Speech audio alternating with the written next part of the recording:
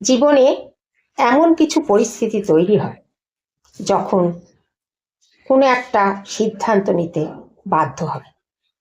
সেই পরিস্থিতি থেকে নিজেকে কিভাবে বের করে নেওয়া যায় এই কথাটাই তখন বারবার মনে হয়। এখানে 5টা টিপস দিলাম। 1 নম্বর, এমন কোনো পরিস্থিতি যদি তৈরি হয় তাহলে সেখান থেকে সরে যাওয়া উচিত। এটা ভাববেন না যে আপনি ভয় পেয়ে সরে যাচ্ছেন বা আপনি দুর্বল হয়ে গেছেন কিংবা আপনার মানসিক জোর কমে গেছে, এটা কখনোই ভাববেন না। বরং আপনি নিজের সম্মান রক্ষা, আপনার মূল্যবোধ এবং আপনার অধিকার সম্বন্ধে কতখানি সচেতন সেটাই কিন্তু প্রমাণ করলেন। 2 নম্বর, আপনার হয়তো অনেক সহ্য গুণ, সে সংসারেই বলুন বা যে কোনো পরিস্থিতিতেই বলুন, আপনি সহ্য করতে করতে আপনার সেই সহ্যটা একটা অভ্যাসে পরিণত হয়ে গেছে।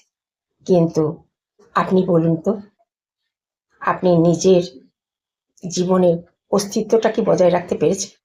তাই নিজের অস্তিত্বকে রক্ষা করবার জন্য সরে যাওয়া উচিত। 3 নম্বর, আত্মমর্যাদা সবার আগে।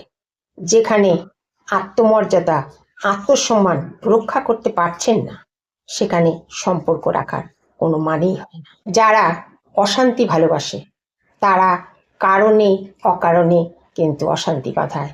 এরা কোনোদিন নিজে থেকে বদলায় না। এরা ছুতো খোঁজে কিভাবে অশান্তি করে অন্যকে আঘাত করব, আর তাতে ওরা খুব আনন্দ পায়। সেখান থেকে কিন্তু সরে যাওয়া খুব দরকার। কারণ আপনার যে সেখানে থাকে তার মানসিক শান্তিটা তো খুবই জরুরি। এরকম পরিস্থিতি তৈরি হলে বারবার একই ভুল যদি কেউ করে, তাহলে আনবেন সে ইচ্ছাকৃতই করছে, আর তাকে আর কখনোই বিশ্বাস করা উচিত না। তাই এইসব পরিস্থিতি থেকে নিজেকে সরিয়ে নেওয়া খুব দরকার নিজের সম্মান রক্ষার জন্য।